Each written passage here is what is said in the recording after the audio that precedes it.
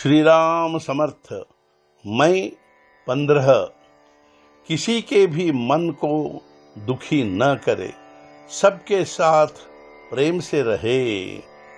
जिसे लगता हो कि वह 4 पैसे बचाए तो वह पहली बात यह करे कि किसी का भी कर्ज न होने दे, और यदि वह बात सध गई तो बाद में थोड़ा खर्च कम करने का प्रयत्न करे।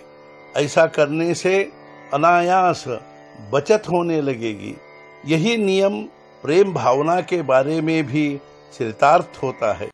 यदि ऐसा चाहते हो कि प्रेम बढ़े तो पहले द्वेष बुद्धि को समाप्त कर देना चाहिए, और फिर प्रेम कैसे बढ़ेगा इसके लिए प्रयत्न शुरू करें। भूल कर भी कभी किसी का मन दुखी न हो, ऐसी खबरदारी रखे। किसी को लाठी मार दी या अन्य किसी तरह से उसकी देह को कष्ट दिए तो वह घाव कभी भर जाएगा, और उससे पांव पकड़कर माफी मांगी तो वह माफ भी कर देगा। लेकिन मन को दुखी करने जैसी बुरी बात और कोई नहीं है। मन को दुखी करना साक्षात परमेश्वर को दुखी करने जैसा है, क्योंकि भगवान ने जो अपनी विभूतियां कही हैं उनमें कहा है कि मैं मन हूँ। सत्य बोलने का व्रत अच्छा है, यह तो ठीक ही है, किंतु समग्र विचार सब जगह आवश्यक होता है। कोई आदमी यदि कहे कि मैं बस केवल सच्चाई ही जानता हूँ और सच बोलने में माँ, बाप, भगवान, गुरु आदि किसी की भी परवाह नहीं करता, तो उसे क्या कहा जाए। केवल सच बोलने के नाम पर यदि ऐसी पूज्य विभूतियों का अपमान करने के 10 अपराध होते हो तो उस सच को अच्छा भी कैसे कहा जाए।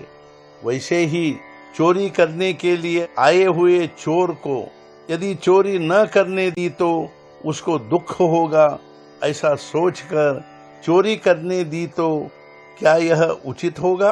सारांश, हर बात में व्यवहार की दृष्टि से समग्र विचार करना आवश्यक होता है। अब मान लो कि एक बाप के 4 बेटे हैं। उन चारों में से एक को मीठा पसंद है, दूसरे को खट्टा पसंद है, तीसरे को चटपटा पसंद है और चौथे को तले हुए पदार्थ पसंद है।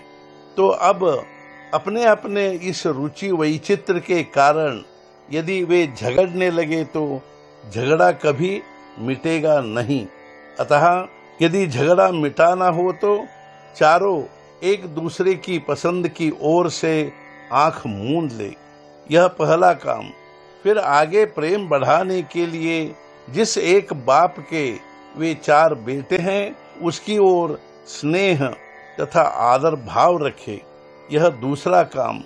ऐसा करने से स्वाभाविक ही पहली बात याद नहीं रहेगी और हम सब भाई भाई हैं, यह एक ही भान, एक ही भावना ध्यान में रहेगी और प्रेम पुष्ट होगा।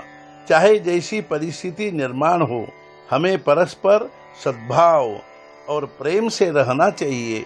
इस संपूर्ण विचार का पालन यदि प्रत्येक भाई करेगा तो बिना किसी का मन दुखी किए परिवार में संतोष और आनंद का वातावरण उत्पन्न होगा। आज का मुख्य विचार, साधक के घर में इतना प्रेम हो कि घर छोड़कर जाने वाले को ऐसा लगना चाहिए कि पुनश्च उस वातावरण में कब आएंगे। सद्गुरुनाथ महाराज की जय। जय जय रघुवीर समर्थ।